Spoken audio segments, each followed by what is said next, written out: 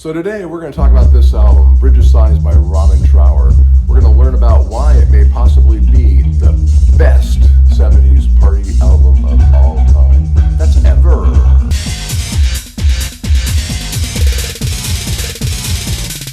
This album came out in 1974. This was Trower's second solo album. And while it's undeniable that he is a guitar god, I think a lot of credit has to be given to James Dewar. The guy's vocals are intense. They're soulful, they're growly. His vocals definitely contribute to the success of the Robin Trower band.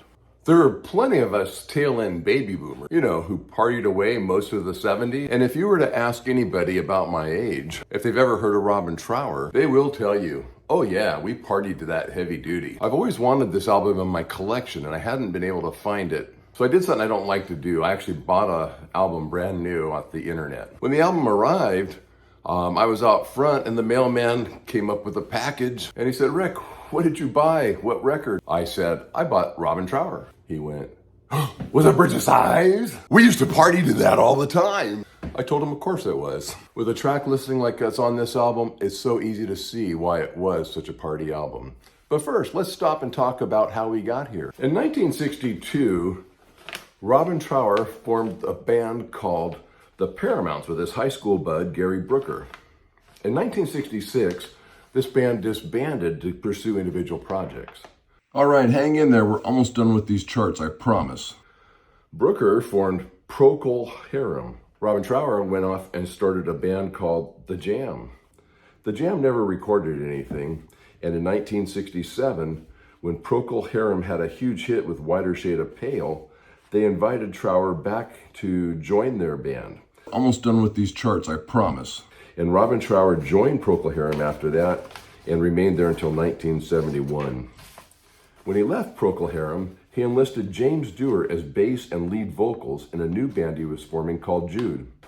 Well, the band Jude didn't stick around very long. Only 10 more seconds of charts, I promise. And in 1973, Robin Trower formed the Robin Trower Band.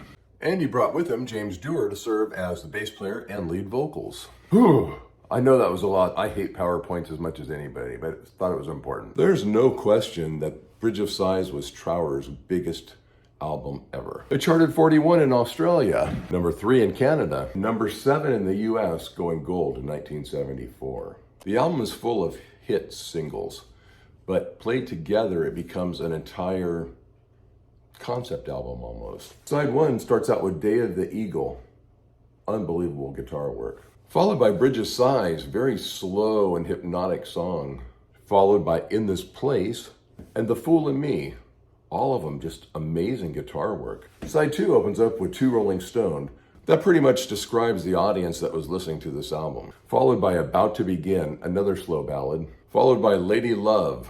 And the album concludes with A Little Bit of Sympathy. So where is Robin Trower today? Well, the dude's old. He was born in 1945. However, he is all over YouTube and still making new music and still playing the old stuff. How would I rate this record?